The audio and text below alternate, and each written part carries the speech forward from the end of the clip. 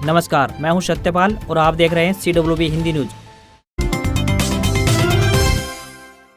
आदमपुर उपचुनाव में 22 उम्मीदवार मैदान में, चुनाव चिन्ह हुए आवंटित। आदमपुर विधानसभा निर्वाचन क्षेत्र में 3 नवंबर को होने वाले उपचुनाव में 22 उम्मीदवार चुनाव मैदान में रह गए हैं। सभी उम्मीदवारों को चुनाव चिन्ह भी आवंटित कर दिए गए हैं। आदमपुर में 3 नवंबर को उपचुनाव होने जा रहे हैं और 6 नवंबर को मतगणना होगी। उपचुनाव के लिए 180 मतदान केंद्र बनाए गए हैं। इंडियन नेशनल लोकदल के उम्मीदवार कोडाराम नंबरदार को चश्मा, कांग्रेस उम्मीदवार जयप्रकाश यानी जेपी को हाथ, भारतीय जनता पार्टी के उम्मीदवार भव्य बिश्नोई को कमल, वहीं आम आदमी पार्टी के उम्मीदवार सतेंद्र सिंह को झाड़ू चुनाव चिन्ह आवंटित हुआ है।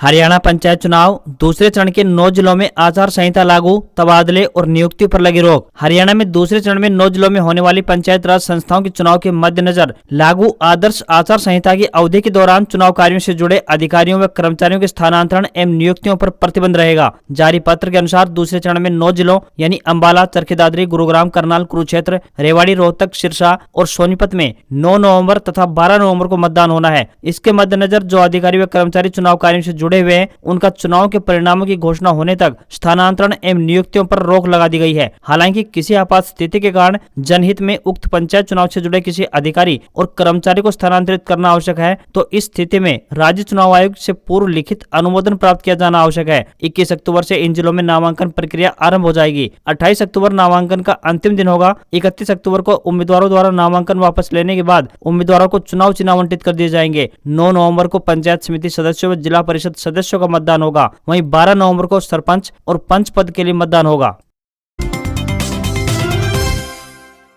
यात्रियों के लिए खुशखबरी, अब जींद से चंडीगढ़ के लिए सुबह 4 बजे चलेगी रोडवेज की पहली बस। जींद से चंडीगढ़ जाने वाले यात्रियों के लिए खुशखबरी है। चंडीगढ़ जाने वाले यात्रियों की संख्या ज्यादा होती है। ऐसे में जींद डिपो के अधिकारियों ने हर सोमवार को सुबह 4 बजे चंडीगढ़ के लिए पहली बस निकालने का निर्णय लिया है, जबकि आमतौर पर चंडीगढ़ से पहली बस सुबह 4:30 बजे चलती है। गौरतलब है कि जींद से चंडीगढ़ में काफी लोग निजी व सरकारी विभाग में नौकरी करते हैं, जो शुक्रवार व शनिवार को साप्ताहिक अवकाश पर जींद वापस आ जाते हैं। सोमवार को अल सुबह यात्री जींद से चंडीगढ़ के लिए जाते हैं। सुबह 4:30 बजे जींद से पहली बस चंडीगढ़ के लिए चलती थी। इस दौरान यात्रियों की संख्या ज्यादा होती है। इसके चलते यात्रियों की सुविधा के लिए जींद डिपो ने हर सोमवार को सुबह 4 बजे पहली बस चलाने का निर्णय लिया है।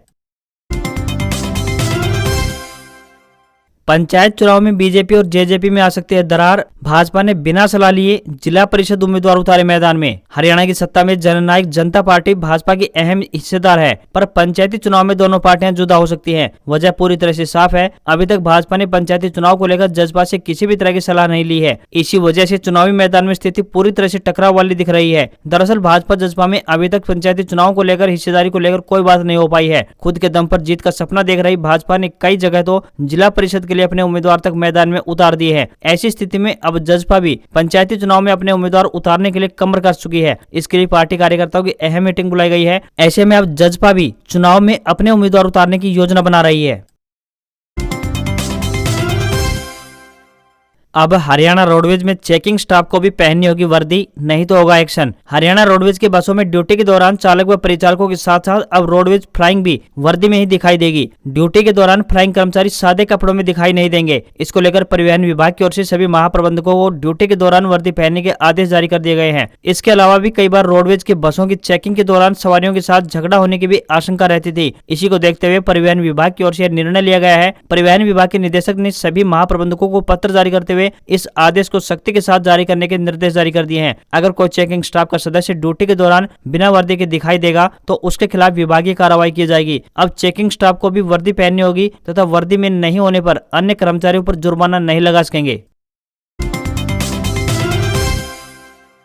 पीएम किसान सम्मान निधि योजना की 12वीं किस्त हुई जारी। हरियाणा के 20 लाख किसानों को मिला सीधा लाभ। हरियाणा के मुख्यमंत्री मनोहर लाल खट्टर ने भारत के प्रधानमंत्री नरेंद्र मोदी द्वारा प्रधानमंत्री किसान सम्मान निधि योजना की 12वीं किस्त जारी करने पर उनका आभार जताया है। मुख्यमंत्री ने कहा कि प्रधानमंत्री ने देश के करोड़ों किसानों को त्योहारी अवसर पर किसान सम्मान निधि योजना की किस्त जारी करके तोहफा दिया है। मुख्यमंत्री ने कहा कि इस योजना से हरियाणा के करीब 20 लाख किसानों को लाभ पहुंचा है। मुख्यमंत्री ने कहा कि प्रधानमंत्री ने साल 2018 में किसानों की आय बढ़ाने के लिए सम्मान निधि योजना की शुरुआत की थी। इसके अंतर्गत 6,000 रुपए वार्षिक सहायता राशि सीधे किसानों के बैंक खातों में तिमाही आधार पर उपलब्ध कराई जाती है। इस राशि के माध्यम से किसान अपने खेतों के लिए बीज, खाद व अन्य जरूरी चीजें खरीद सकते हैं।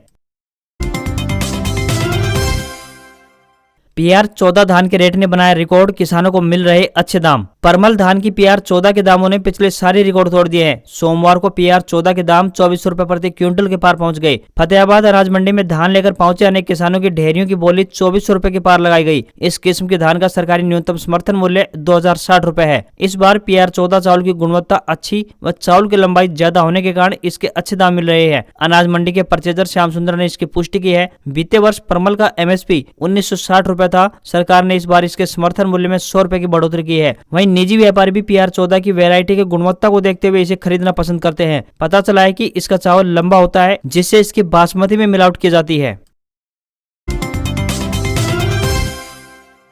हरियाणा बोर्ड अपडेट, कक्षा 9वीं से 12वीं तक ऑनलाइन एनरोलमेंट के लिए तिथियां निर्धारित। विद्यालय 18 अक्टूबर से कर सकते हैं ऑनलाइन आवेदन। हरियाणा विद्यालय शिक्षा बोर्ड द्वारा शैक्षणिक सत्र 2022-23 में अध्ययनरत कक्षा 9वीं से 12वीं के छात्रों के एनरोलमेंट रिटर्न 18 अक्टूबर 2022 से ऑनलाइन आरंभ होंगे। इस आशय की जानकारी देते हुए बोर्ड अध्यक्ष VP यादव एवं सचिव कृष्ण कुमार ने बताया कि शैक्षणिक सत्र 2022-23 के लिए कक्षा 9वीं से 12वीं राजकीय, अराजकीय, स्थायी मान्यता प्राप्त एवं बोर्ड से स्थायी संबद्धता प्राप्त विद्यालयों एवं गुरुकुलों के एनरोलमेंट रिटर्न भरने के लिए बोर्ड वेबसाइट www.bses.org.in पर दिए गए लिंक पर ऑनलाइन आवेदन कर सकते हैं। सत्र 2022-23 के लिए कक्षा 9वीं से 12वीं के लिए छात्रों के एनरोलमेंट आवेदन ऑनलाइन भरने की तिथियां निर्धारित कर दी गई हैं। सभी विद्यालय मुखिया बिना विलंब शुल्क सहित 18 अक्टूबर से लेकर 1 नवंबर 2022 तक 200 रुपए विलंब शुल्क सहित 2 से 8 नवंबर, 300 रुपए विलंब शुल्क सहित 9 से 15 नवंबर तथा 1000 रुपए विलंब शुल्क सहित 16 से लेकर 22 नवंबर 2022 तक आवेदन तथा छात्रों के विवरणों में 23 से लेकर 29 नवंबर 2022 तक शुद्धि कर सकते हैं।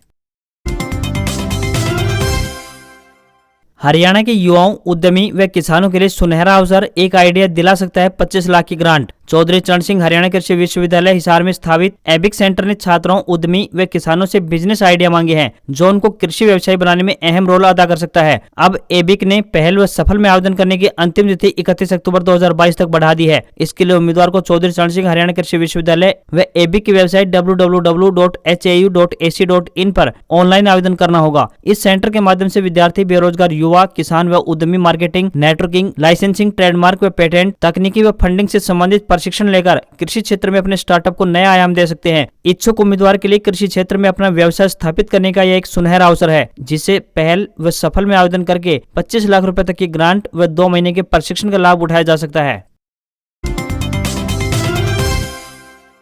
अच्छी खबर, प्राकृतिक खेती की ओर बढ़ रहा हरियाणा। 2994 किसानों ने कराया पंजीकरण। हरियाणा प्राकृतिक खेती की ओर बढ़ रहा है। सरकार द्वारा शुरू किए गए प्राकृतिक खेती पोर्टल पर अब तक 2994 किसानों ने पंजीकरण कर प्राकृतिक खेती में अपनी रुचि दिखाई है। प्राकृतिक खेती को बढ़ावा देने के लिए हरियाणा सरकार 4 ड्रम खरीदने पर 3000 रुपए, देसी गाय की खरीद के लिए 25,000 रुपए की सहायता प्रदान कर रही है। साथ ही सरकार द्वारा प्राकृतिक खेती उत्पाद की ब्रांडिंग व पैकेजिंग पर प्रोत्साहन राशि देने का भी प्रावधान किया गया है। CM मनोहर लाल खट्टर इसको लेकर गंभीर हैं। प्राकृतिक खेती पर गुरुकुल कुरुक्षेत्र में 3 दिवसीय कार्यशाला का आयोजन किया गया था, जिसमें प्राकृतिक खेती के मॉडल पर गुजरात के राज्यपाल आचार्य देवव्रत, मुख्यमंत्री मनोहर लाल खट्टर और गुजरात के मुख्यमंत्री भूपेंद्र पटेल ने विशेष तौर पर शिरकत की थी। आगामी वर्षों में राज्य के प्रत्येक एकड़ की मृदा के सैंपल एकत्रित करके सभी किसानों को मृदा स्वास्थ्य कार्ड दिए जाएंगे।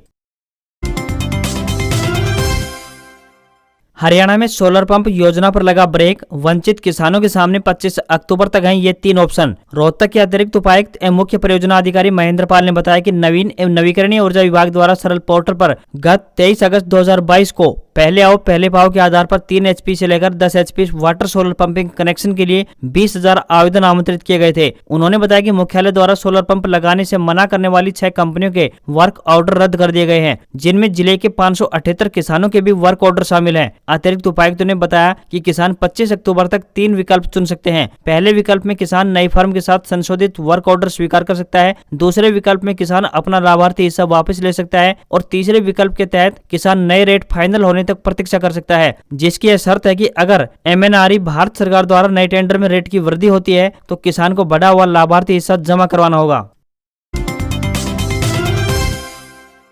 हरियाणा में सरकारी अस्पतालों का बदला समय, नया टाइम टेबल हुआ जारी। हरियाणा में मौसम ठंडा होने के साथ ही अब सरकारी अस्पताल में ओपीडी का समय भी बदल गया है। सुबह 9 बजे से लेकर दोपहर 3 बजे तक ओपीडी होगी। इस संबंध में सभी चिकित्सा अधिकारियों और कर्मचारियों को आदेश जारी कर दिए गए हैं। इससे मरीजों को काफी राहत मिलेगी, इसलिए उन्हें सुबह जल्दी आने की कोई आवश्यकता नहीं है। अभी तक ओपीडी का समय सुबह 8 बजे से लेकर दोपहर 2 बजे तक का था। यह व्यवस्था गर्मी के मौसम में बनी रहती है। अब मौसम ठंडा होने लगा है, ऐसे में ओपीडी के समय में भी बदलाव किया गया है। इससे मरीजों को पर्ची बनवाने के लिए सुबह जल्दी नहीं आना पड़ेगा। वहीं डॉक्टर भी उसे 3 बजे तक देखेंगे।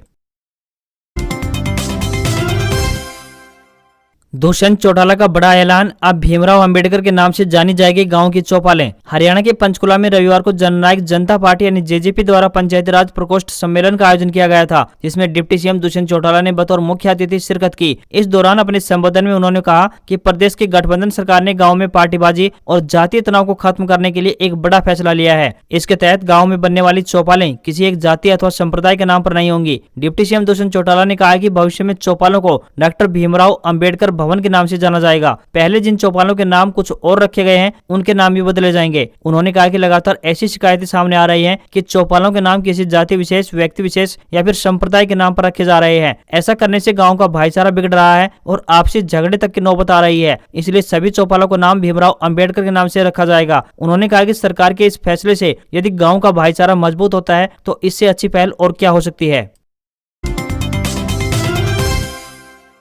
अच्छी खबर, जल्द आएगी नई टोल पॉलिसी, छोटी कारों का कम होगा टोल टैक्स। यदि आपके पास भी छोटी या हल्की कार है तो आज की यह खबर आपके लिए काफी खुश करने वाली है। जल्द ही आपकी कार का टोल टैक्स कम होने वाला है। सरकार की तरफ से जल्द ही नई टोल पॉलिसी लागू होने जा रही है। नई टोल पॉलिसी के अनुसार आपको राजमार्ग और एक्सप्रेसवे पर कम टोल टैक्स का भुगतान करना होगा। यदि आपके पास भी छोटा वाहन है जिससे सड़क पर कम टूट फूट होती है तो आपको कम टोल टैक्स का भुगतान करना पड़ेगा, जिसमें जीपीएस आधारित टोल टैक्स प्रणाली के साथ गाड़ी के साइज पर भी टोल टैक्स निर्भर होगा। नई नीति के तहत आपकी गाड़ी का साइज और सड़क पर दबाव डालने की उसकी क्षमता के अनुसार तय किया जाएगा कि आपका टोल टैक्स कितना लगेगा। हरियाणा में खाद की किल्लत, पड़ोसी राज्यों की सीमाओं पर नाकेबंदी का आदेश, गोदामों व दुकानों की होगी जांच। रबी सीजन को लेकर डीएपी खाद की कालाबाजारी रोकने के लिए हरियाणा सरकार ने कमर कस ली है। पड़ोसी राज्यों की सीमाओं पर नाकेबंदी का आदेश दे दिया गया है। साथ ही ब्लैक में खाद बेचने वाले व्यापारियों पर कार्रवाई को लेकर अधिकारियों की ड्यूटी लगा दी गई है। ये अधिकारी लगातार गोदामों और दुकानों को चेक करेंगे। हरियाणा में गेहूं और सरसों की सीजन से पहले ही डीएपी की किल्लत हो चली है। भिवानी, महेंद्रगढ़, चरखी दादरी, रेवाड़ी समेत कई जिलों में किसानों को डीएपी नहीं मिल पा रहा है। डीएपी की मांग अधिक है और आवक कम हो रही है। इसी कारण कई जिलों में किसान सड़कों पर उतर चुके हैं। सरकार को आशंका है कि कुछ लोग डीएपी खाद की कालाबाजारी कर रहे हैं और पड़ोसी राज्यों में डीएपी भेजी जा रही है। इसी को देखते हुए प्रदेश के साथ लगती राज्य की सीमाओं पर नाकेबंदी का आदेश दिया गया है। हरियाणा से पंजाब, राजस्थान और यूपी में खाद भेजने की सूचनाएं हैं। कृषि विभाग मुख्यालय भी लगातार जिलों पर नजर रख रहा है। वहीं कृषि मंत्री जेपी दलाल ने कहा है कि खाद की कालाबाजारी बर्दाश्त नहीं की जाएगी। इसके लिए तमाम डीसी और एसपी को भी सख्त निर्देश जारी कर दिए गए हैं। आज खबरों में बस इतना ही। देखते रहिए CWB हिंदी न्यूज। नमस्कार।